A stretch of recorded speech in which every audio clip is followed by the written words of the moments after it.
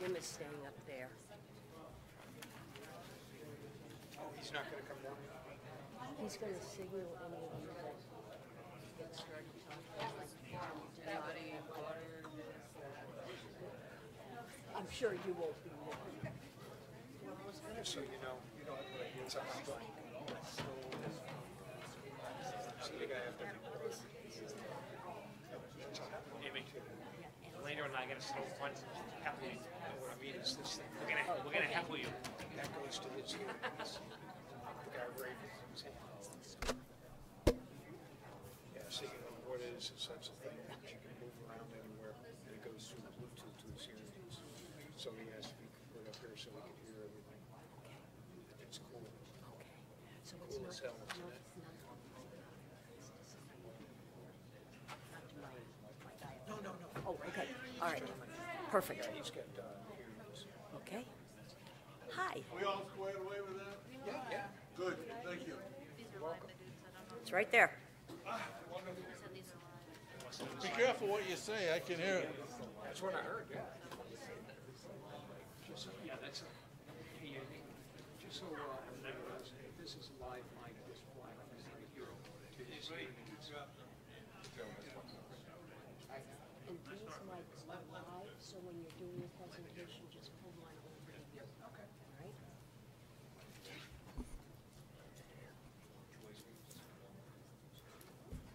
Well, good evening. Welcome to the University of Maine at Augusta and the fifth in a series of 6 lectures at the Maine State Forum. Our final forum will be held on Wednesday, April 25th at 6 p.m. here in the Jewett Auditorium. We will continue the series in September after our summer break. My name is Dr. Brenda McAleer. I am the Associate Provost and the Dean of the College of Professional Studies here at UMA, and I am also the Interim Dean of University College, which has centers centered throughout the state. It is our hope, as the only public university in the state capital, that we can provide an opportunity for the UMA community and the community at large to connect with researchers and policy makers whose important work affects our lives here in Maine. I want to thank you all for coming out tonight to participate in our special forum on accessing VA benefits.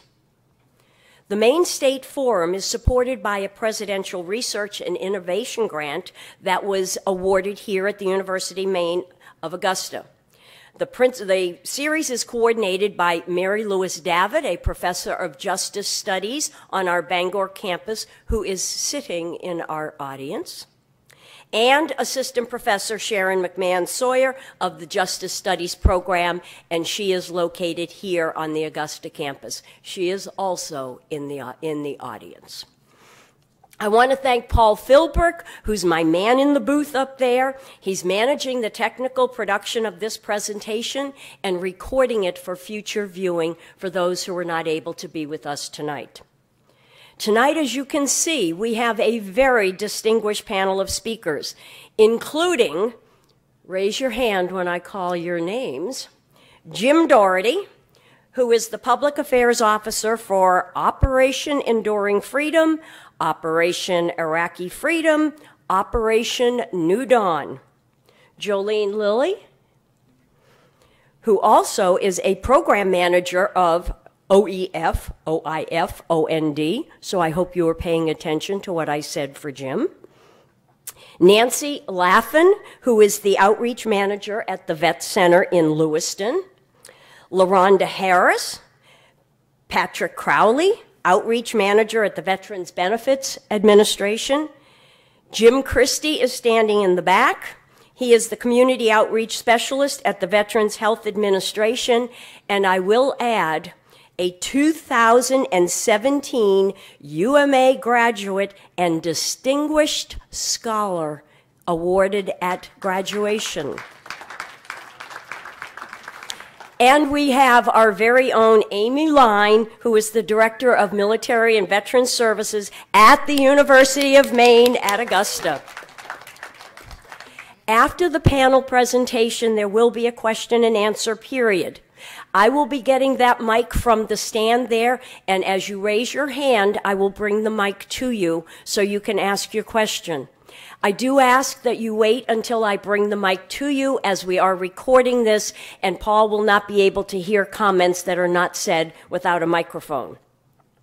I will, at near 7:30, when it's at the end of the time we have scheduled, allow for one more question, because I'm very mindful that our panelists have taken time out of their busy lives to be with us, and we ask them from 6 to 7:30. So we'll hold that deadline if we can. Please join me in thanking our panelists and all the veterans in attendance for their service to our country.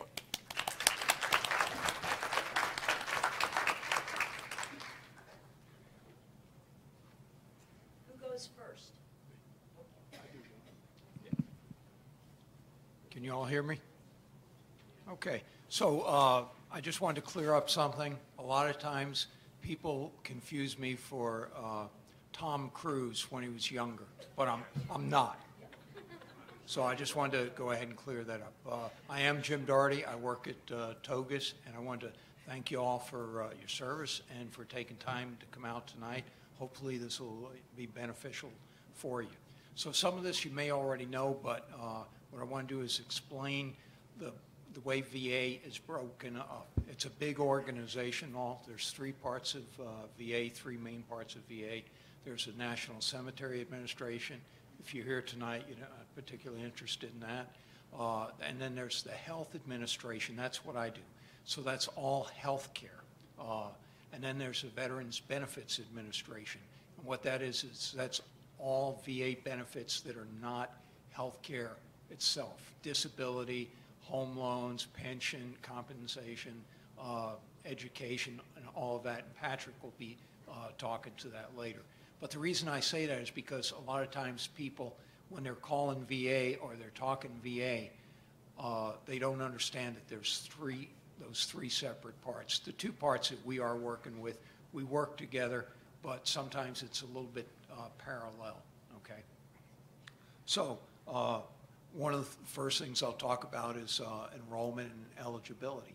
So anybody that was deployed to Iraq or Afghanistan, they have 5 years from the time that they come back to go ahead, like for the Guard or the Reserves, because they're discharged at that point and they go back to a drill status. They've got 5 years to enroll and they're eligible. After the 5 years, then it would depend upon some different criteria that I'll be bringing up. But then for the folks that came back and they're still active duty, they have 5 years from date of discharge to go ahead and enroll with VA, not have to meet any other criteria. One of the things is once you enroll and get in VA, you're in it for the rest of your life. You don't drop out, stuff like that. Whether you use this or not, you may go inactive, but you'll always be in the system, and you can turn on the benefits at any time that you want to.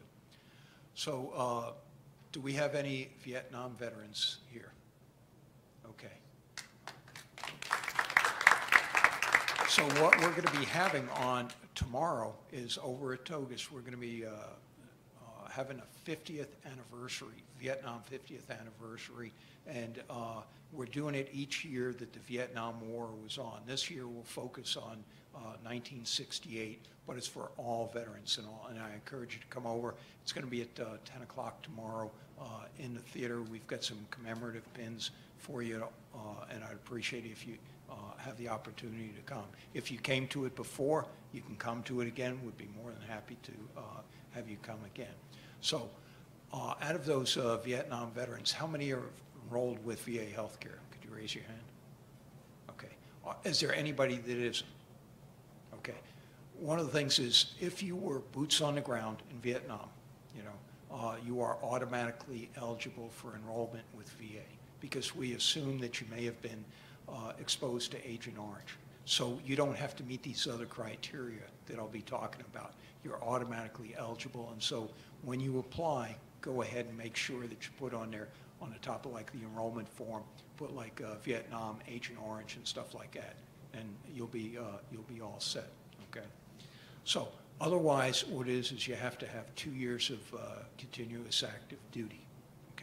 if you were in prior to 1980, and I think some of you probably were, like myself included, there were different criteria back then. But then the other thing you have to have is you have to have a good discharge. And if you're not service connected, then there's an income limit. And it's a family income limit, and it depends on, instead of me getting into it, it depends on where you live. Different parts of the state, you know, depend upon the cost of living and all, have different amounts and all for what you can do. But I encourage people to apply anyway. So here's what happens. Once you go ahead and you get enrolled with VA healthcare, you can get all of your care through VA. There's only different criteria. There's only two things that have restrictions on it. So one is for long-term care. That's nursing home care, not assisted living. Nursing home care, you have to be 70% service-connected or more. And for dental, you have to be 100%. Other than that, you can get everything. You can get from, you know, primary care up through heart transplants, and that's all covered by the VA within the VA. Thing to keep in mind is VA is not health insurance. VA is health care services. The difference in that is when you have insurance, you go where you want to go and you send the bill to your insurance company. That's not the way it works. The way it works with VA is you have to come to us for the services. If we don't have the services or we don't have them in a timely manner, we'll go ahead and we'll fee you out. We'll send you out. We may send you to Boston. We've got a number of VA hospitals down there. We take care of all transportation down and back for you and all. Or we may go ahead and do it in the local community. It just depends on what you need and your condition. So at Togus itself, we have all specialty care. We do everything there. We have all the ologies there. The only thing that we don't do is invasive cardiac procedures. We do cardiology and all, but we don't do enough of that it'd be something that we would choose to do. One of the other things we don't do maternity, and LaRhonda will go ahead and speak to that. But you can get everything there. Once you get assigned a primary care provider is a gateway to all of the specialty care at Togus.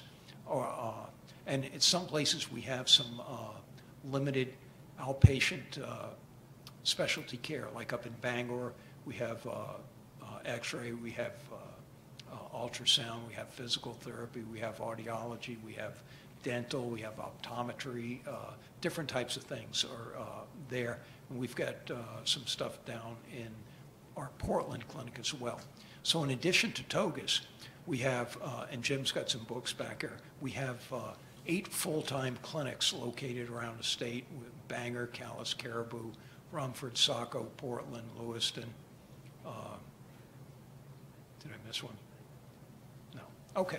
And then we've got 3 part-time ones, Bingham, Holton, and Fort Kent. So we really cover the state pretty well.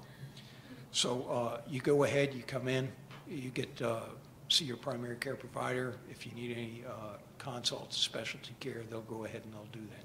So what does it cost? This will be an interactive part. How much does it cost to enroll in VA? Anybody? Nothing. 0. Is 0 a good price? Shake your head yes. Vigorously yes. Okay. And how much is the annual fee to be in VA? Nothing. There isn't.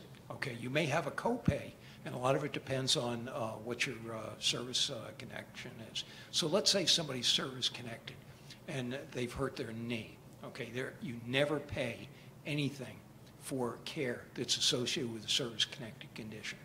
So if you hurt your knee while you're in the service, and then the benefits side, Patrick's folks go ahead and adjudicate it and say, yes, you're service-connected for that, then what would happen is if you came in, so your primary care provider, and the main reason you came in that day was a problem with your knee and all, there wouldn't be any copay.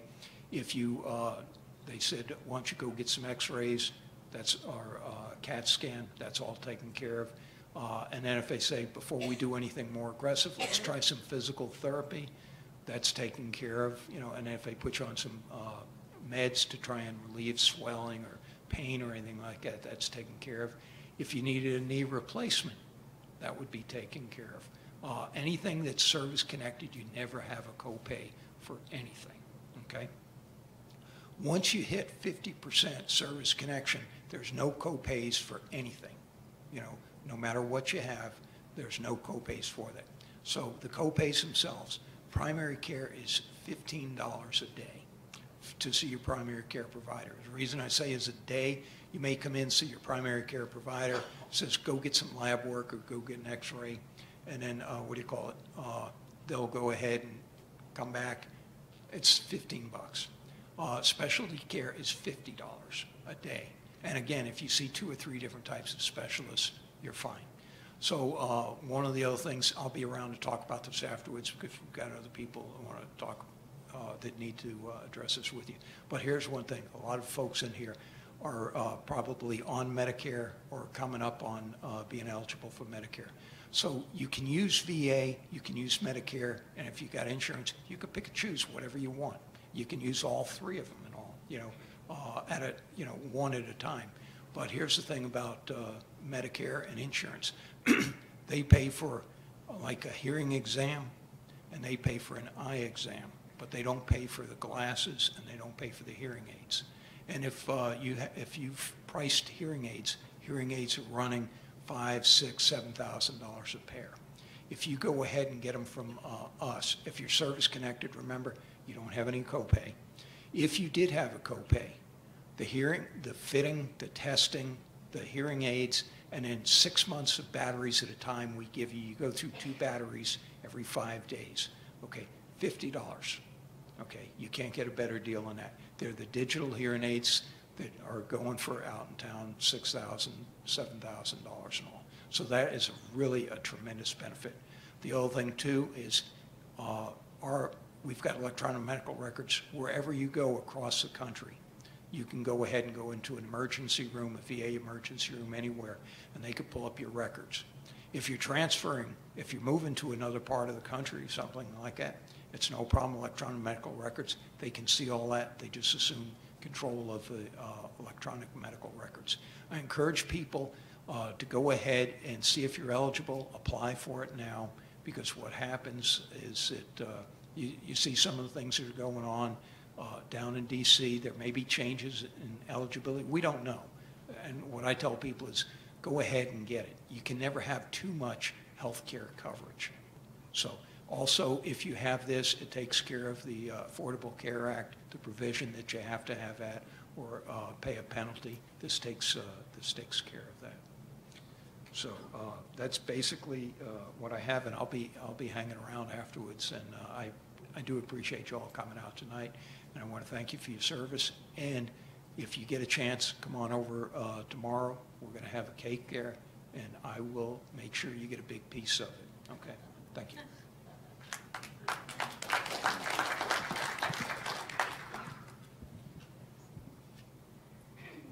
Okay. So I didn't know about that cake thing, and now that's just going to get me through. I have to tell you now. There's cake available. So my name is Jolene Lilly. I am the OEF Program Manager. Our team takes care of veterans, transitions their care from the Department of Defense into the VA healthcare system. And all veterans who served post 9/11 are eligible for that. So that's actually a pretty large group now. Somewhat unfortunately. So, however, saying that, we actually technically cover Desert Storm and Desert Shield, which was before that. So that would just be too much to put on the sign. Transitional Care Management, OEF, post 9/11, except if you're in Desert Shield and Desert Storm. So just we do cover that as well. And I will.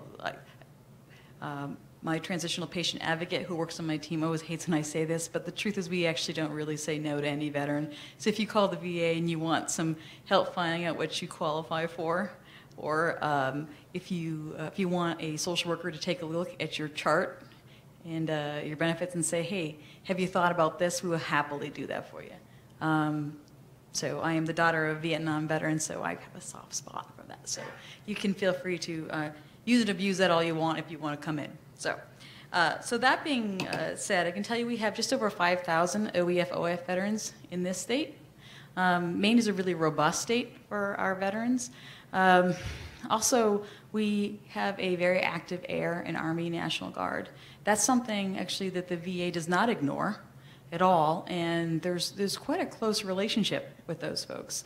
Our team is actually the liaison over to the National Guard.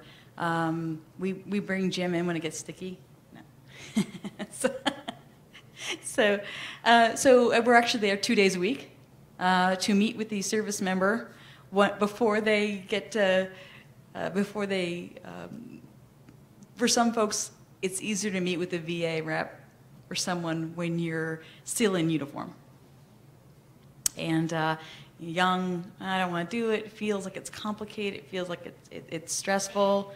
We're also talking about a little bit of a millennial issue, where if you can't buy it on Amazon in a couple clicks, you don't really need it. Hey.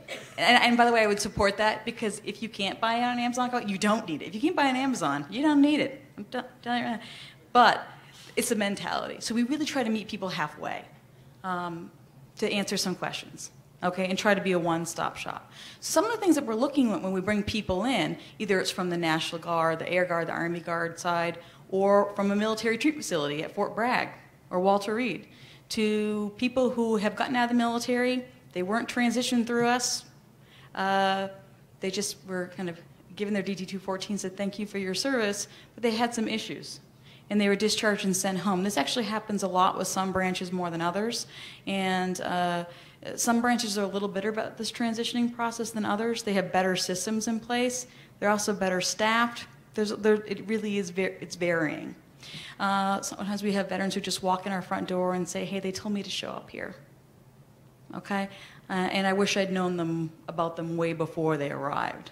Okay, because of some of the things that we're seeing. So the kind of things that we're looking at our veterans today is we're looking at a lot of mental health issues. Now, I am a clinical social worker. Our team is clinical social workers, so we are looking at that mental health component quite a bit. We're looking at for depression, anxiety, post-traumatic stress symptoms, combat operational stress, depending on how close you are to your service time.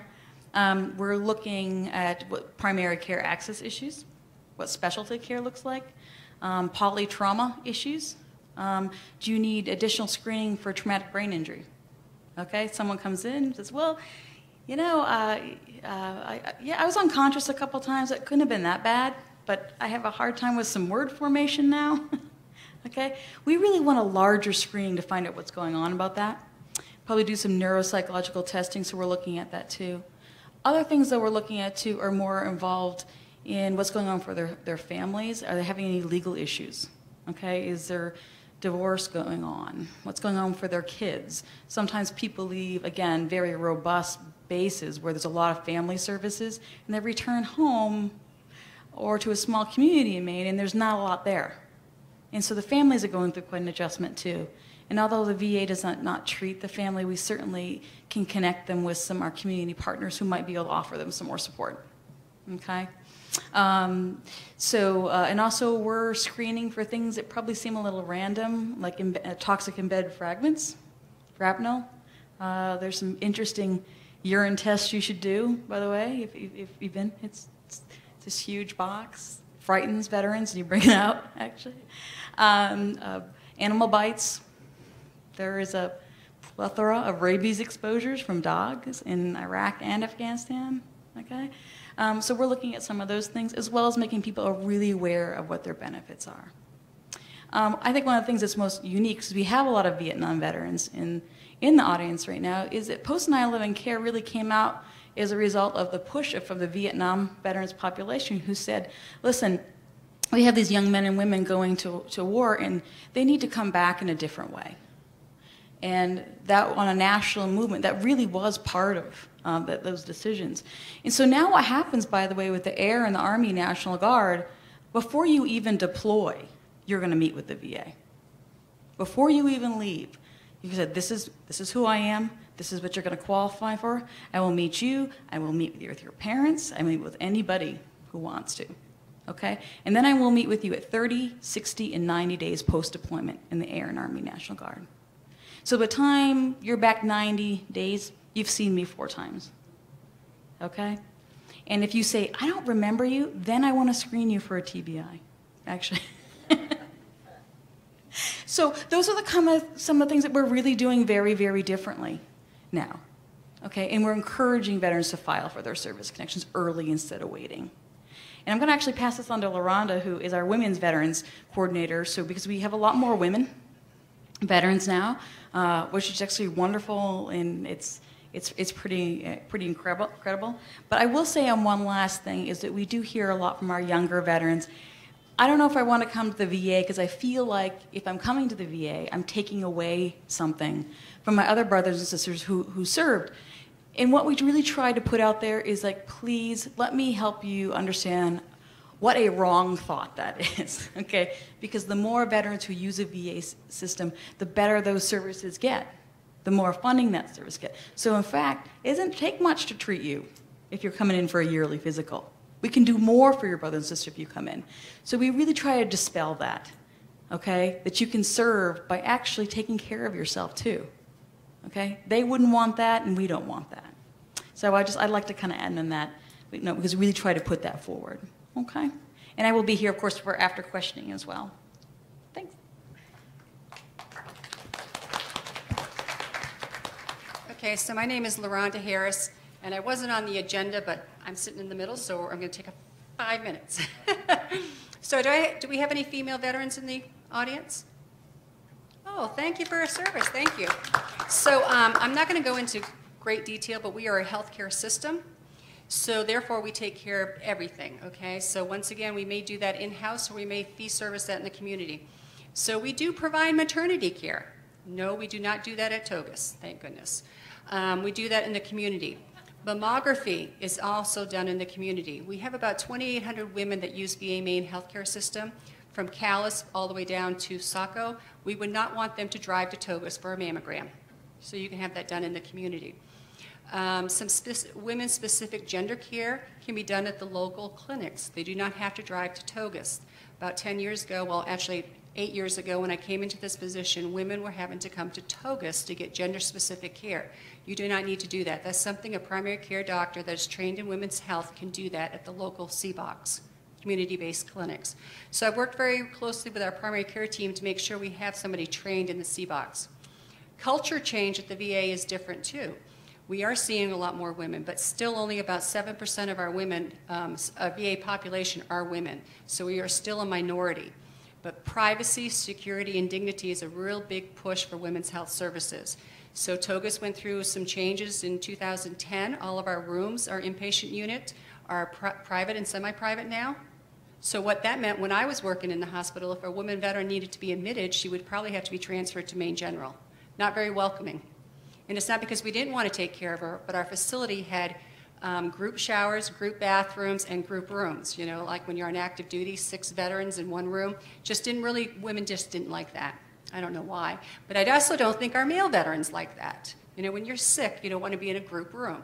So privacy has been a real big thing for women's health. So we're lucky at Togus, we have a women's health clinic. That's a primary care clinic. We have set up for privacy. There's really strict environment of care rounds for all veterans, not just women. So you're going to see that being pushed out. What else can I say?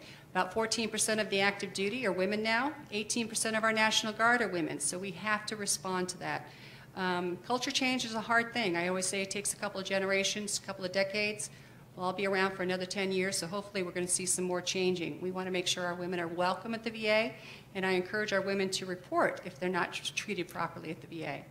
So I'm going to cut it there, and I'm going to hang around, so if anybody would like to talk to me, I'm more than willing to answer some questions. Thank you for your service. And I'll be around for cake tomorrow, too.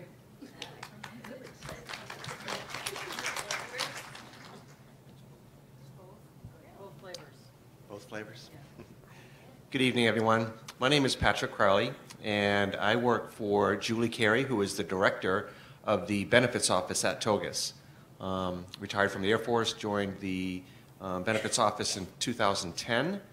And as Jim alluded to earlier, there's 3 components. There's the hospital, which we're mostly familiar with, the benefit administration, and then the cemetery administration. So big picture, what the benefit administration does is pretty much everything except medical care. Medical care and burials, those are the only 2 things we don't do. What does that leave? That leaves things like home loans. Has anybody in here ever got a VA home loan?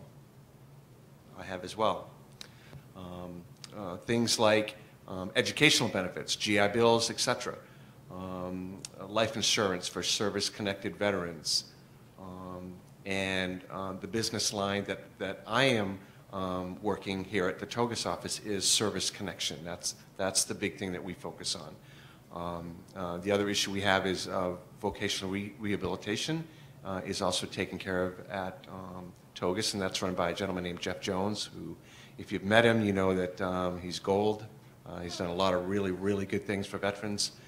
And our Veteran Service Center manager is Jennifer Bover, former Marine, and she is in charge of about 180 folks who do nothing but promulgate and rate claims for our veterans. So just in a nutshell, what is service connection? Service connection is basically defined as anything that occurred or was aggravated by military service.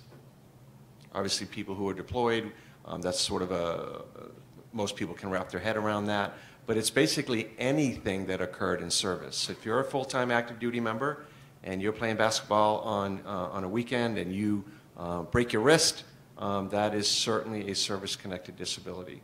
So what we do is we assist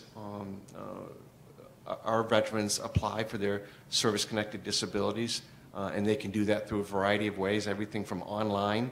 You can go directly online and fill out a claim. You are certainly most welcome to come directly to our offices at the Public Contact, which is open Monday through Friday from 8:30 to 4.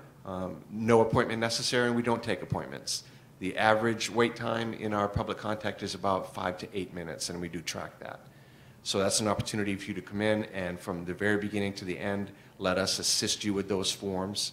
And you also have another significant avenue, and that is working through any of the veteran service organizations.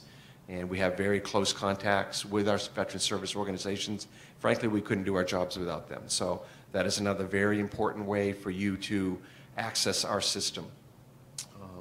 The key to service connection for our veterans is if we are able to service connect you for something that occurred or was aggravated because of your military service, that is your free card to get your health care over at the VHA. So that's really important. We take that disability, once we rate it, we give it a number. We either deny if we must, and we have to explain to you why we denied that disability claim and give you appeal rights, etc. And if we grant the claim, we'll give you a number between 0 and 100. And basically that lets you know at what compensable level we have rated that claim. So in addition to getting the health care for that service-connected disability, the percentage will tell you how much compensation the VA would be paying that veteran for that disability. So for us, we have I represent about 202 employees over there, and we have veteran service representatives that help process the claim.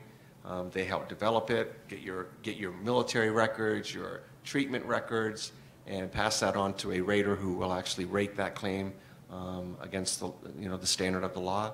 And then our post-development VSRs will actually send you your notification letters, your rating decisions, and also start any payments that may be connected to that service-connected disability.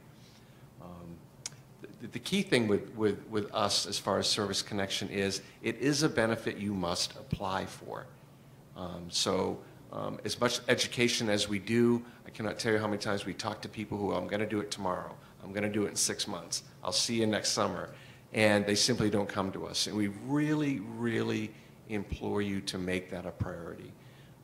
We cannot rate a claim that someone doesn't turn into us. We're happy to help you fill out the claim, answer any questions that you have, but we really need your signature to say, yes, I would like to file for that knee. And one of the things we always remind our young folks is that slight knee issue that they had when they were 18, 19, and 20 is not going to feel the same when they're 32, 42, or 52. So we'd like to get that as early as possible so that you can get the care to take care of that, and maybe that knee won't nearly be as bad when you're 62 as it would have been if you never filed a claim and maybe weren't in a position to properly take care of yourself. So we're proud to do that. I'm going to stick around as well, answer any questions. Genuinely, thank you for your service and your attendance tonight. It just gives us another opportunity to get the word out and hopefully multiply it so that when you go home, you can encourage other veterans to apply for their benefits as well. Thank you very much.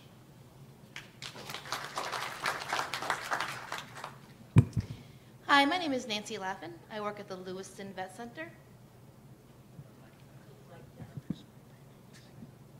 Is that better?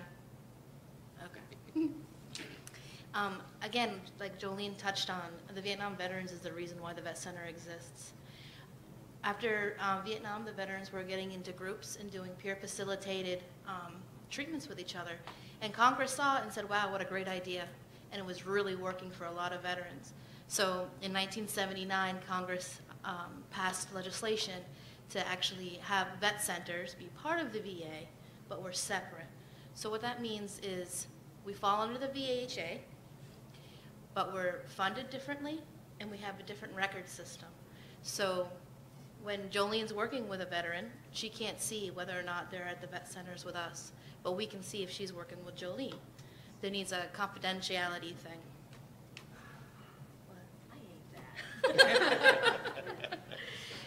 That's why it exists. So the vet centers, like I said, started with Vietnam veterans, and then through time, they opened it up to Korea, World War II, Lebanon, Grenada, Panama, the Persian Gulf, Somalia, Bosnia, and Kosovo.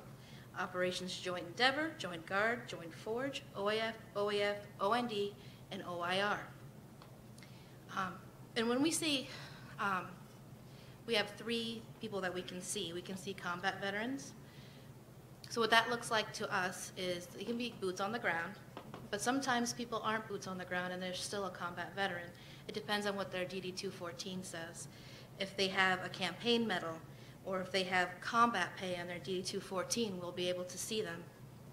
And of course, it's a case-by-case basis because sometimes people's service doesn't get on their DD-214, but they were there.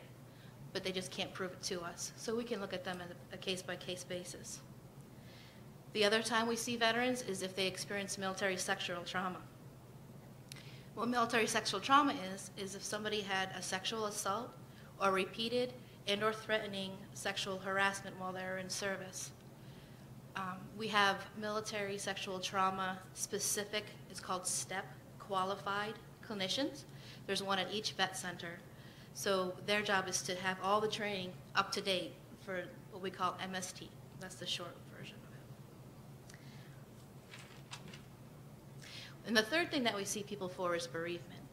So if a family lost a loved one while they were serving on active duty, we're able to see their family, their parents, their siblings, or their significant others and children. And that person doesn't have to be deceased from like a combat area. It could have been a car accident when they were stationed in Oklahoma. We can still see their family and it's free of charge. All this is free of charge. For that family, we can do counseling, we can do referrals out to the community, and because it's such a difficult personal thing, they can actually see them where they're where they're comfortable. They don't have to come to the vet center. So what we basically do is readjustment counseling. So what that looks like to us is we have social workers, LCPCs, mental health counselors, and licensed marriage and family therapists on staff.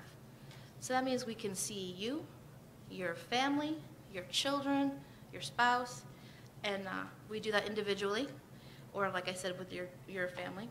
We do groups, so they can be psychotherapy groups or they can be recreational groups. At the Lewiston Vet Center, we probably have 3 Vietnam groups. We have a mixed era. We have a World War II Korea group. And then we have the recreational groups like bowling, photography, writing. And we're starting up a reading group, the flyers on the table out back. We partner with Maine Humanities Council, so we're going to have a reading group starting.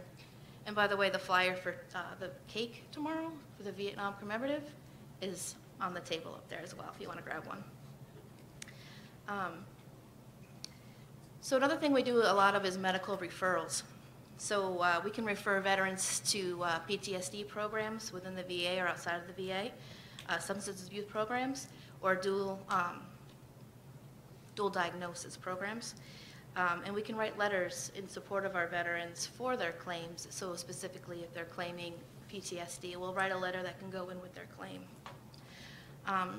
Another thing that we do is we can explain the benefits to the veterans that come in. So one thing we do is we'll never turn a veteran away. So even if they don't qualify to see us, we'll still see them up to 5 times to get them enrolled in the VA or, get them to where they need to be. We do networking. So you'll see me in anything that has to do with veterans and more. I go out to the Maine Military and Community Network meetings. We have community access points. We do any event. Like I see Amy Line once a month. I hang out in her new lounge. Aging events. I did an AARP event in Bodenham, and we do a lot of resource fairs. Like we're doing the brain injury resource fair tomorrow. And we do a lot of crisis intervention. We can do crisis intervention for like mental issues. If someone's homeless and they come in, we can get them to where they need to go. And if they have financial issues, we can refer them out to places that can help them, like Easter Seals. That's a good example, one I use a lot. So in addition to the 300 vet centers that we have in the United States, we also have the the Vet Center crisis line, which is different than the one that you always see in the suicide prevention. It's 1-877-WAR-VETS, and that's a 24/7 number, so you can call at any time. And when you call, you're actually be talking to your peers. It's all combat veterans and their families, their caretakers from all eras. So when you call, you're not going to be, talking to somebody that doesn't understand. You're going to be talking to someone that knows exactly what you're going through. Some statistics in fiscal year 2017, we saw 289,095 unique veterans and family members. So what that is 1,960,900 visits for veterans and their families at no cost to them. The Lewiston Vet Center, I mentioned community access points. We have them in Clinton, Farmington, Brunswick, Rockland, Augusta, and Rumford. We have a mobile vet center that's 28 feet long that we take on the road. That's where you'll see us at the Windsor Fair, the Lowe's parking lot. Any place where veterans are is where you're going to see us. And a lot of times we actually partner with everybody else at this table.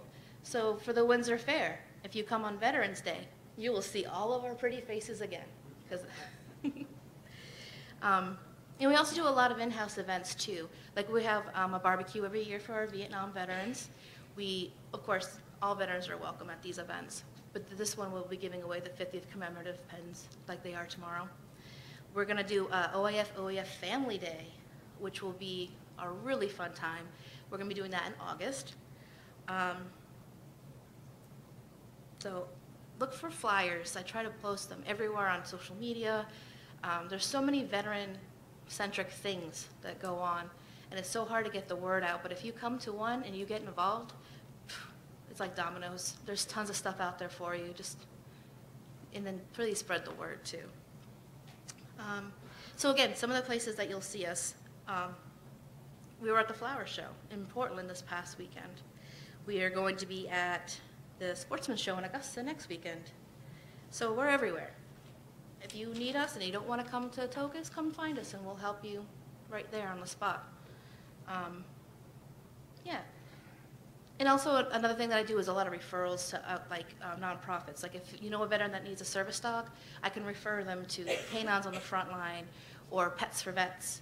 If you want to go away with your caretaker, there's things like Embrace a Vet.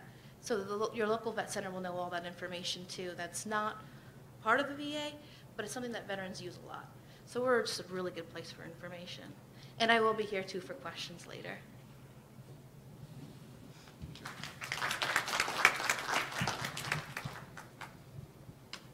Good evening, everybody. So Amy Line, and I work here at the University of Maine at Augusta, but I must say I feel like these are all my colleagues.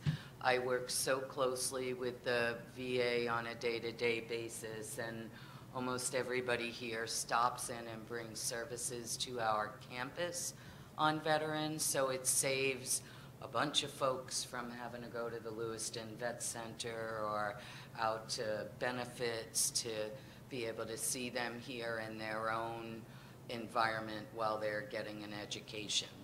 So since 1965, UMA hung a sign out on the door that said, "Welcome Veterans." And a friend of mine that was a Vietnam veteran was traveling through the circle of Coney High School where it used to be, and he saw that sign, and he stopped and he went in, and from there it's kind of history. But it was the first time since he had been back from Vietnam that he actually saw a sign that said, "Welcome Veterans."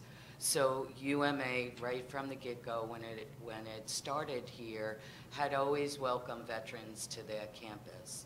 So throughout the years, there's been programming and veterans that have come through.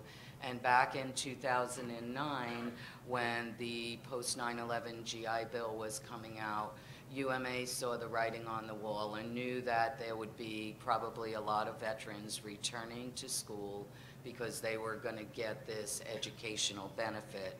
So we wrote a grant, and UMA was one of 20 universities that was awarded financial support to do best practices on campus for returning post 9/11 veterans. So that grant lasted 3 years, and we were able to test and pilot some programs here on campus.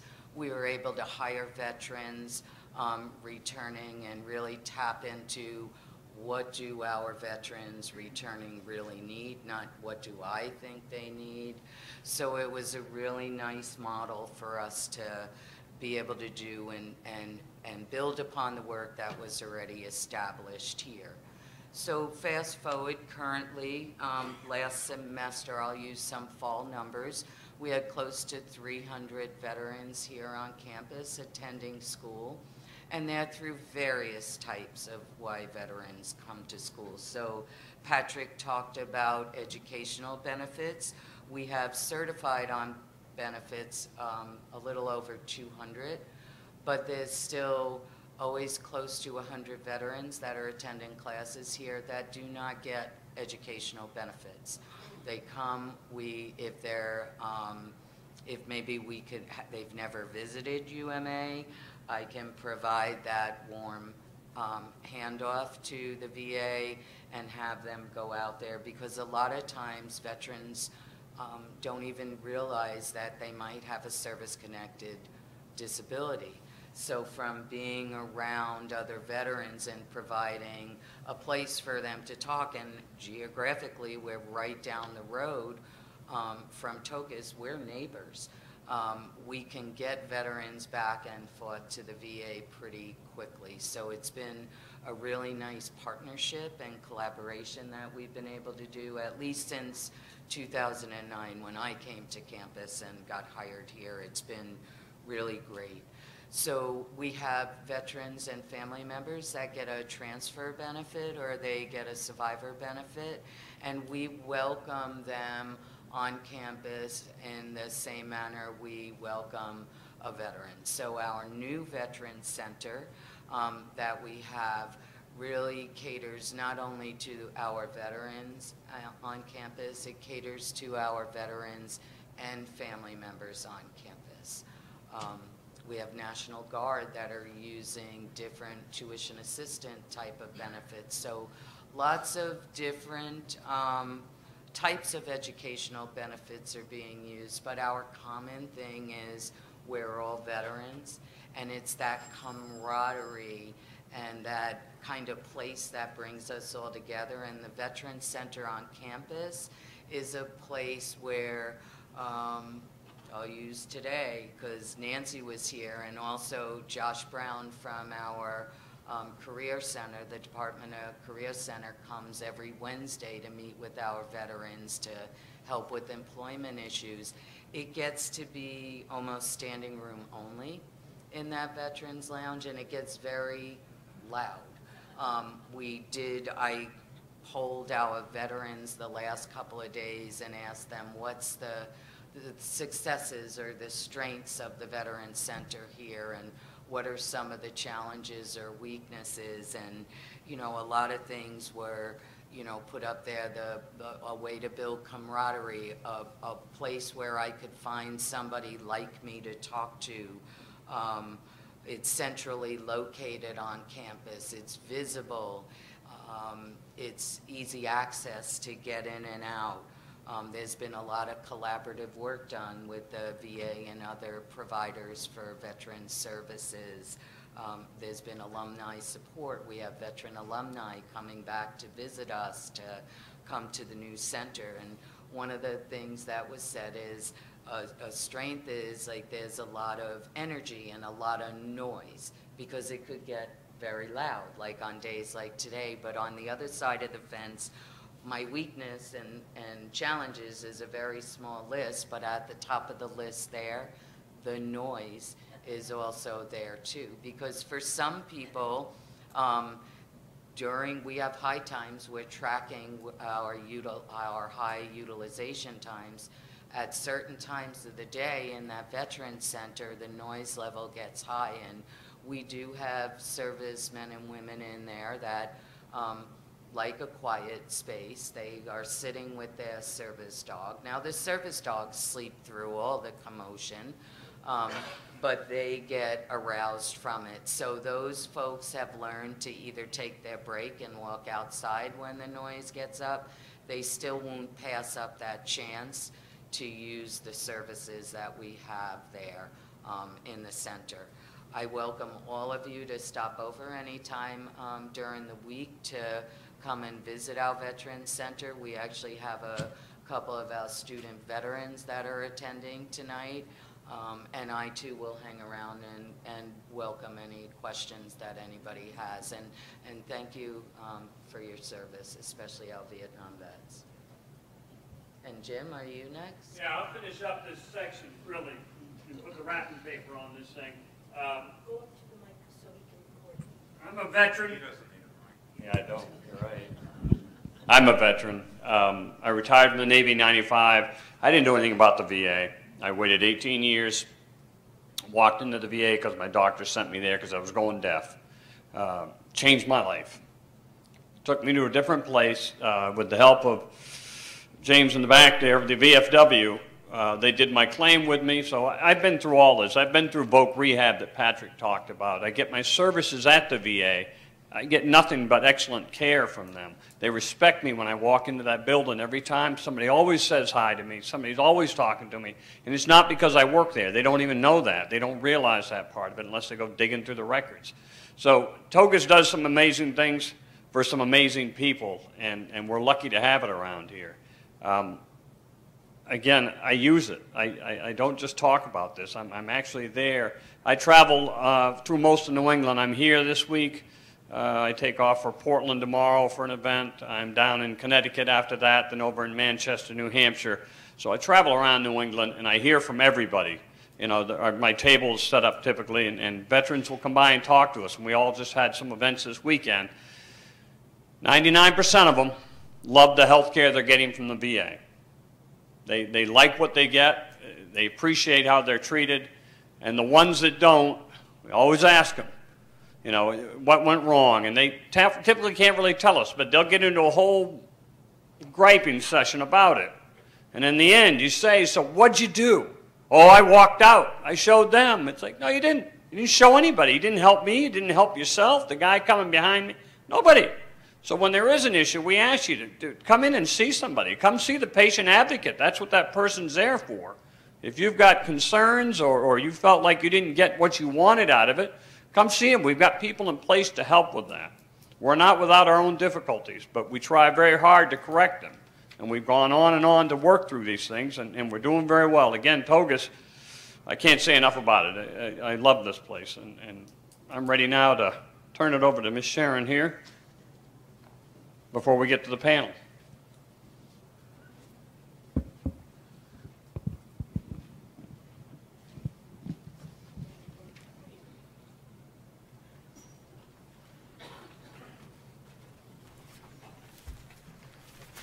I have to use this microphone because I have a sheet of paper, and so I don't forget anything.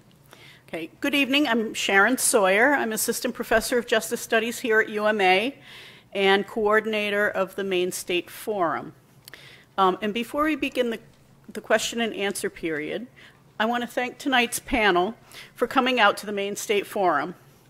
On behalf of the university, the Maine State Forum, and our veterans and family members in attendance tonight, I'd like to present you with a token of our appreciation. Thank you very much for this very informative presentation and for your service to those who serve our country.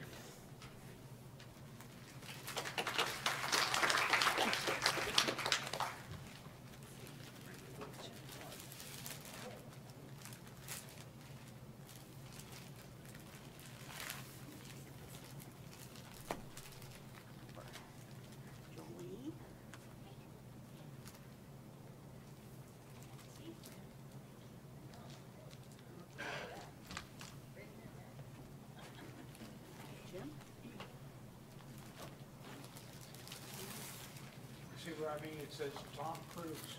It does. It says Tom Cruise.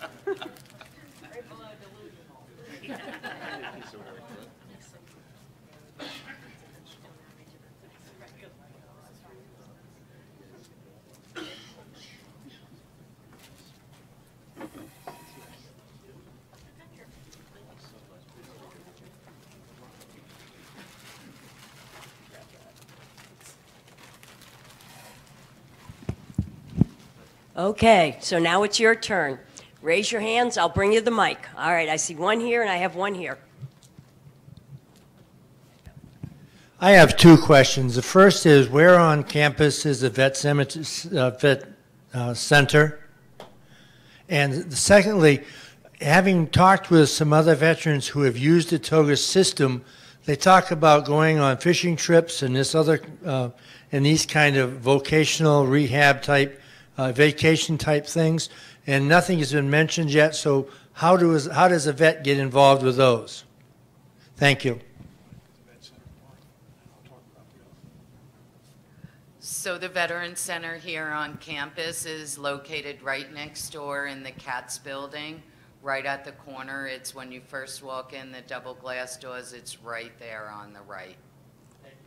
You're very welcome. Regarding a lot of the activities that they have, that's for our recreational therapy program at Togus. We have full-time recreational therapists.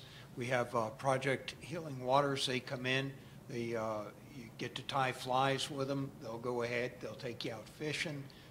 Sometimes they'll go ahead and they'll get some fly rod blanks. They'll make up fly rods. They go bowling. We have a lot of adaptive too. So we'll have where they'll go ahead and they'll go skiing. Somebody, say amputees or blind veterans, they take them out. It's just incredible the number of different things that they do. They have a lot of different people that want to donate their time and services and all. So we have captains that go ahead and take them out saltwater, deep water fishing, stuff like that. And also you just go ahead and check with recreational therapy and they'll do it. What's nice about it, I like the name that they call their program. It's called No Limits. You know, you can do whatever you want to. You know, we have veterans that go out there, they do archery. We also have, we have one veteran that is missing an arm and does archery. And what he's got is he's got an extra arm with a bow attached to it, a prosthesis. And when he wants to go bow hunting or target practicing, he just straps that one on and the bow's attached to it. So, I mean, there's some really cool stuff. They also have a thing called the Golden Age Games. It's for all veterans 55 and older that are enrolled with VA healthcare. And it's like an Olympics type thing, and you go around the country.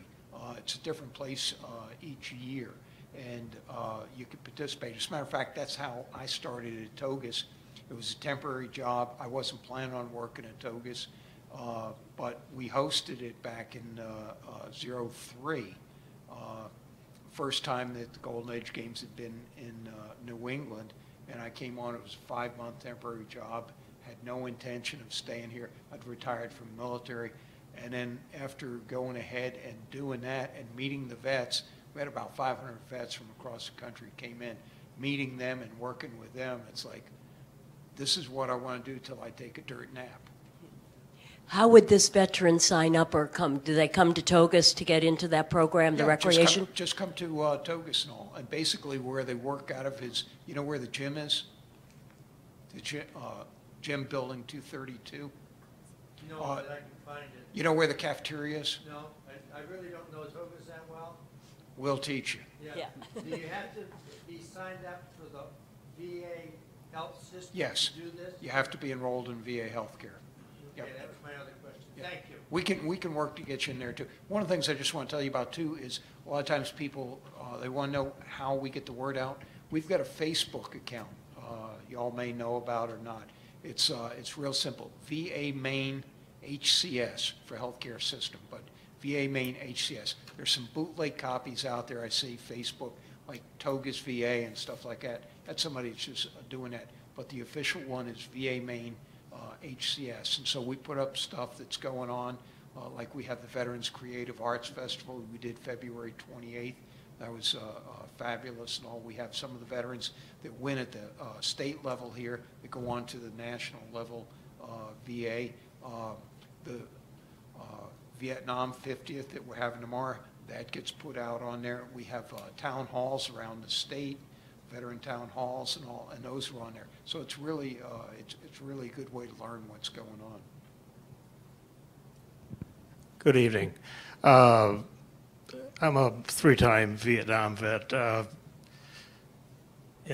My question, I guess, is more or less on the legal side. I'm not sure if this is a correct forum or if anyone of your group would have the answer or could perhaps point me in a direction that could give me the answer. I'm 100%, I get 100% compensation if I were to enter into a divorce. What portion, if any, would my ex be eligible for?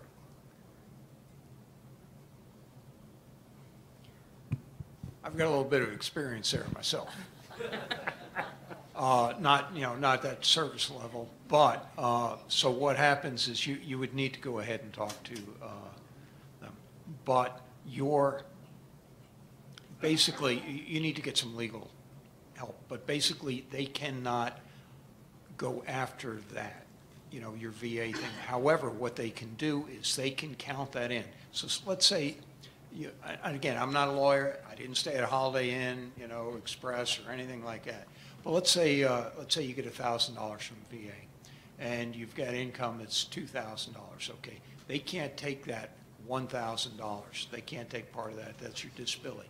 However, they can go ahead and say, going to give half of the total amount, which is $1,500, and they take it out of that $2,000. Do you see what I mean? Right. But the best thing to do is get the best lawyer you can. I've spoken to several lawyers about this, and they just kind of walk around it. And, and I'm thinking, there's got to be a way to speak to this. Somebody's got to have an answer to this thing. But you got to do a little digging. From the benefit side, sir, one thing I would add, just from a veteran's benefits, and I always like to talk about a veteran and not a specific veteran for privacy reasons and all sorts of things. But when we pay compensation benefits, we do pay that to the veteran and not a family member. So if a veteran is rated at 30% or higher, what that enables that veteran to do is to put any minor dependents and spouses on their award, and that increases the amount that we pay them. But again, that money goes to the veteran and not the family member. So if there is a change in dependency status, and that can be anything from the birth of a child or removing or adding a spouse, specifically on the removal part, it's very important that we get notified in a timely manner, because if we don't know, what happens is the VA continues to pay you at the higher, say married amount, when if the divorce became final in January, we don't know until June, takes a couple months to process, then there's what they call a debt, and someone's been overpaid for a few months. So these type of questions are always good as general reminders to all veterans that if you are receiving compensation due to any dependents that we would want to know that. But typically on a divorce, that's a legal issue and not a VA issue because we're paying the veteran and not the member. So thank you for your question. Yes. And again, even for them, it's not a VA question. It's really, hey, how much are you making? And that's, part of a divorce settlement. But like I thank said, you for the question. I wasn't giving you legal advice. I was just, telling you need to go ahead and talk to somebody. This had happened to me in my former life when I was Tom Cruise and I got divorced from Nicole Kidman. So we're going to change Jim's medication after this, but a couple of things just to add in there. There is something actually in the VA called the Medical Legal Partnership, so it might be a good place to add this in. It's actually the volunteer lawyer. It's not the volunteer lawyers program. Sorry, they can refer you to the volunteer legal lawyers project, but actually it's a grant with Pine Tree Legal, so they are with us for a couple days a week, and I think it's Mondays and Thursdays now. You do have to schedule an appointment. You got all that good stuff, but actually they can be really helpful and show you in the right direction, especially if you don't happen to have the finances for that kind of thing. So that can be, that can be helpful too. Hi, I am the daughter of a Vietnam vet who I'm also his only next of kin and recently died, and so I'm getting all of his military history from the personnel records. I've ordered that, sent them the death certificate, and I had him cremated. He was in Florida. So anyway, I'm going to be getting his ashes and wanting to put on some kind of ceremony for him. And I'd like to do it here in Maine so that I can visit his grave. Also, I'm getting help from vocational folk rehab because I'm also disabled. They are sending me to UMA. They're paying for my classes. And so I'm wondering about benefits as far as if I was to say buy a business or a property, would the VA have any kind of recommendation for me? Could I is there some sort of a benefit that I can rely on as a survivor? Like with most things with the VA, it always starts out with depends. Everything depends because it depends on your first of all, sorry about your dad. I don't know, is that a recent thing or? Yeah, it was, December. Okay.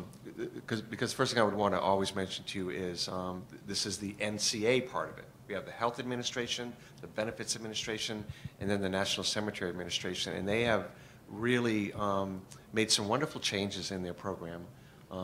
For families that choose not to go to a veteran cemetery in the state of Maine. We only have the state cemeteries. Our national cemetery is closed.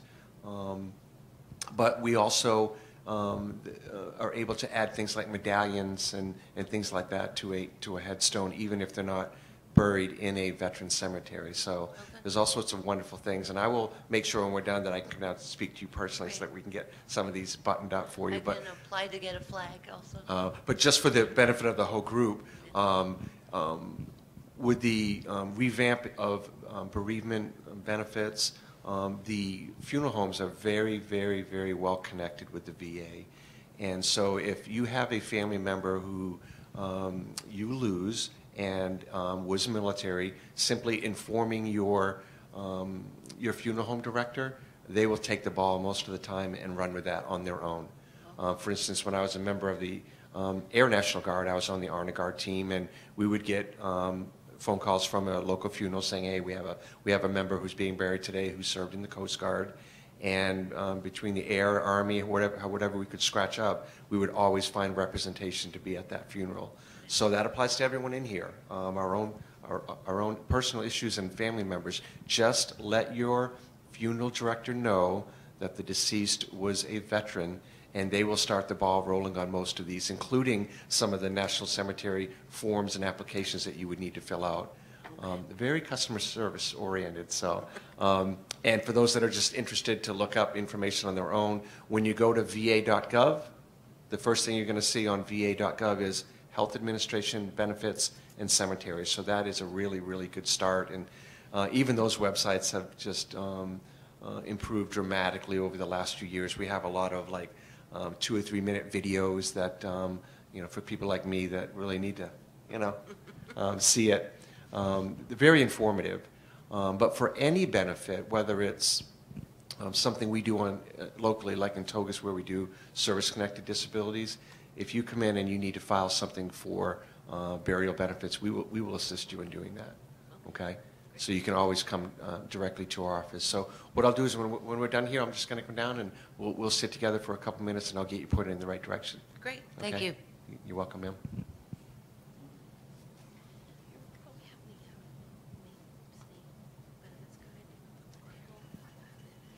I was curious about, say, my... Could you hold the microphone a little closer? yeah, my children's father or my ex-husband was a veteran. I did not know this. I had no idea. It wasn't until he passed away that I found out he was a veteran. Or can there be benefits for his children, or has too much time gone? And I'm just curious. What's your name, ma'am? Wanda. Wanda, thank you for the question. Wanda, it depends. Yeah? And that's really the honest answer. He says it depends. Basically, anytime somebody wants to, that's why I always say apply. Apply, apply, apply. And apply can sometimes mean come in to talk with us or call us because we don't know enough about that particular veteran to know what benefits may or may not be able to be passed on. Lots of times the answer is no, that most of the benefits are directly for the veteran. But there are times, for instance, when if a veteran passes away due to a service-connected disability, that there are benefits that are passed on to their children. So it's hard to answer one question that would apply to everyone in this room, but it's certainly important that we make some phone calls and find out what the status was, because that veteran may have passed away from a service-connected disability. We don't know. The other thing that would be important is going through the education office and determining whether there were GI Bills benefits that were able to be passed on to the children as well. And what they would do is they would look up that information and be able to tell. So it's very important that we ask, because it's always no if we don't ask. So, yep, you and I will speak afterwards as well. One of the things I was just going to mention is a lot of times I tell people, you may not be eligible for this benefit, but if you don't ask for it, I guarantee you're not going to get it. So ask the system, okay? Hang on, we're getting up. I just want to say I just got into the VA after 47 years. I mean, everybody's been... I don't know how it happened. I was an 8Q, and the next thing you know, they told me I was a 6. And I don't know if you and I met at Services. Anyway, my question, real quick. Is there anything at the VA that can help somebody become a Gold Star family, get the official recognition? And how long is the grieving period if you needed counseling? I think that's basically my question. The reason I wanted to get into the VA is because I served in Guantanamo Bay, but I was also at Camp Lejeune during the water crisis. So I hope I never have to use the VA for that. But if so, if I end up with one of those 8 cancers, where do I go? So as far as the bereavement piece, the vet center would see you as long as you needed to. There's no time limit. There's no certain amount of visits, and then you got to get reapproved. It's really up to what you and your counselor sit down and how you both are feeling. So there's no time limit. There's no... I meant by time limit, Okay. That I would, because all the bereavement cases go through our regional office, so I could give you that number, and you could talk to them about it. You had mentioned Camp Lejeune, and the VA Secretary, Dr. Shulkin, has recently made this a higher priority on the communication piece. So I've been working with our community trying to get the word out on Camp Lejeune. But basically, there was a outside business of the base at Camp Lejeune where a dry cleaning company leaked some contaminants into the drinking water, and it's a Marine base, so we're basically talking Marines, but anybody that was stationed there during that time. And I can definitely get your information, because I'd like you to be able to go to the site and really take a look at it, because it talks about exactly what cancers that we're talking about, the years period that were there, and it breaks it down into veterans who can apply for service-connected disabilities for that, but also family members. We're drinking the same water, and while we can't service connect a family member of a veteran, they do offer to reimburse for medical expenses for that. So,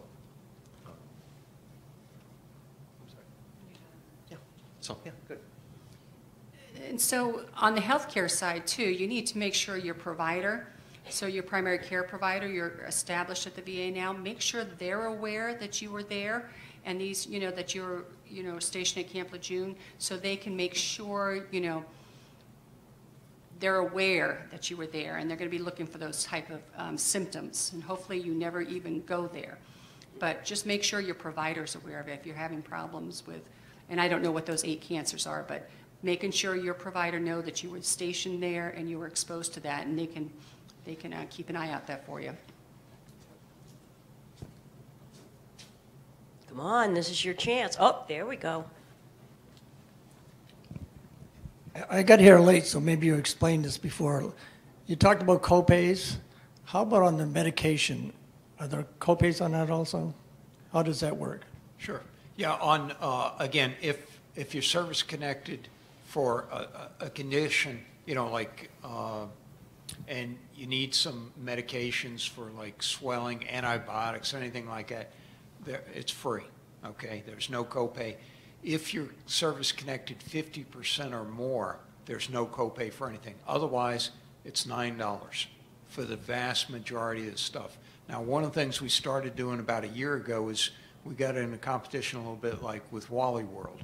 Wally World has some of their like statins and some of the other stuff where they have like what they call a loss leader to get you in there and stuff like that. So it's like $4 for a 30-day supply. So on those, there aren't a whole lot of them like it, but it's $4. Otherwise, it's $9 for a 30-day supply of whatever it is. To give you an idea, years ago when the mills started closing, first one was Lincoln. I went up there. There was a veteran that had lost his job, lost his health care. This was like, 10, 12 years ago, something like that. And so he said he only had a few days left. He had cancer, and he had a cancer med. And at that point, this was like 10, 12 years ago, his copay was $1,800 a month for that med. And if he had been enrolled with us at that time, our copay was $7, and it's gone up to $9 now. Okay, but yeah, so it's $9. One of the things I might recommend to some of y'all too is, like, we do mail out. We go ahead and we mail the stuff out. It comes to you. If it's if you get narcotics, we send that via typically FedEx or UPS and all. But something I'd recommend you do, like I'm like most guys, I've got a very short attention span. So what I do is when I get my med in the mail, I go ahead, I open up the package, I take it out, I pick up my phone, and I call this number. It's right on the bottle, 623-5770. It's an automated thing. Punch it in, and I put in for a refill for like my 90-day supply. I put in for the refill. It's not that you're asking for an early refill, but it goes into the computer knows to refill it, okay? And at that point, I will go ahead and put it in the medicine cabinet, because a lot of times I have a vet call and say, hey, I forgot I only got a day or two or something like that. if you're like me and, you know, you get CRS, go ahead and put that in now. It's just it's a habit I have, and it works very well for me. But to answer your question, typically it's $9 no matter what it is. Okay. The other question I have is on the Maine Cemetery, Veterans Cemetery. I see they got some vaults up here. What are those? Can you repeat that again? Oh, no, I heard what he said. You're talking about the vaults. So Yeah. some people, they go ahead and they'll have their ashes and stuff like that put in there instead of, you know, being buried in the ground and all. Well, Now, they label, they're apparently labeled. Yeah. What they are, just so you know, as Patrick was saying earlier, our cemetery closed to new interments. It started out 1867 was our first burial there and all, and Patrick was working there at that point. But 1867, and then 1961 is the last internment we have there. So what happens is VA gives money to the states, the various states, to buy land and develop state veteran cemeteries. So Maine has 3. They've got 2 here in Augusta. They've got 1 down Sanford, and 4. They've got 1 up in Caribou. And so we've just been authorized. We are going to do another national cemetery, and it's going to be up like around Washington County somewhere, and all. And that's fairly new. I've been hearing about it. Hadn't seen any. I just heard about that like 3 or 4 months ago. So it's going to be a little bit before that happens, but that's new. But otherwise, everything has been in the state Veterans Cemetery. Thank you. You're welcome.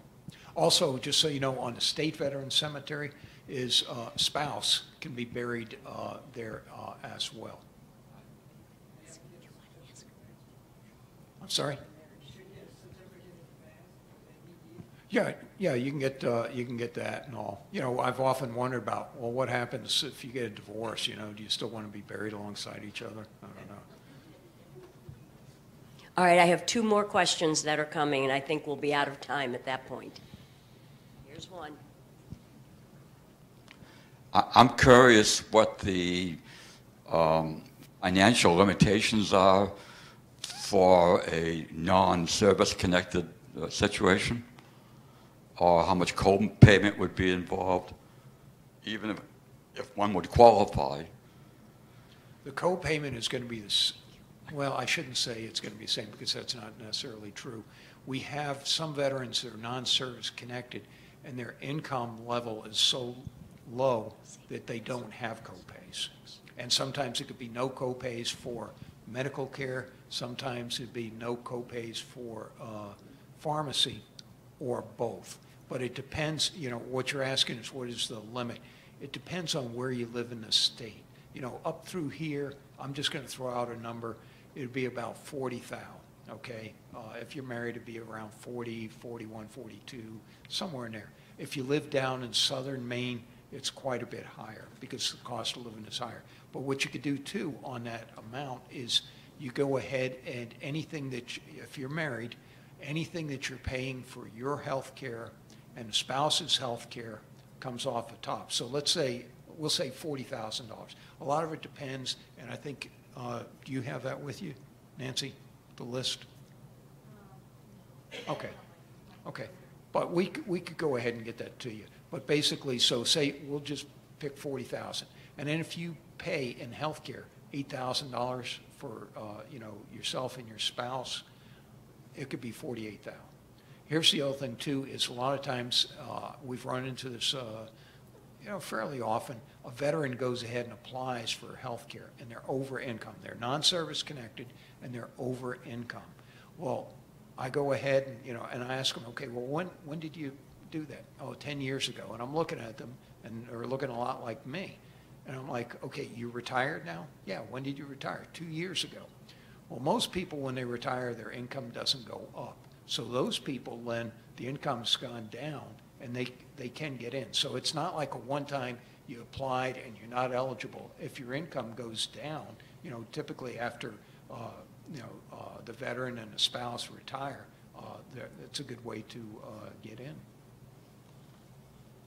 Last one. James? Yes, this is more of a curiosity question. I'm a service-connected veteran. I get my care at VA, but I'm also a military retiree. I have a U.S. Family Health Care at Martins Point. I see doctors from both systems at least once a year. If my Martins Point doctor writes me a script for a service-connected medication, can I get that script filled at Togus? Sure. I'm also in that same position. I've got, you know, Jim is and stuff like that. We retire, and so, you know, we've got VA, but we've also got Martins Point. A lot of us do that. Now, when you get that script, you give it to the your VA primary care provider, and the only way it can be filled is it has to be written by a VA primary care provider. So when the VA primary care provider gets it, they write the script, and then we can go ahead and fill it. But to get that, you have to be seen once a year by a VA primary care provider, because the length of a script, not just for us, but out in the community, it's 12 months. So you need to be seen like at least once a year. And the other thing too is that keeps you active. So does that answer your question? And then we could go ahead and fill it, and that's the way we do it. And the reason you have to be seen by the VA primary care provider is their license is on the line. If they write you a script and it's inappropriate or causes you harm, and they wrote it just because they got it from a community provider, their license is on the line. So it's not just their license, but it's also your safety, because then you've got two people looking at it to make sure, is that the right prescription for you to have? Does that answer the question, James? All right, well, thank you. And for the audience, please join me in thanking the panel members that were here. I'm a teacher, so I have to have everybody get an assignment. For all of the people in the audience, there is a table back there that has lots of information, lots of phone numbers, lots of things to pick up on your way out. And I think you all have some dates in the audience. Thank you very much. Thank you.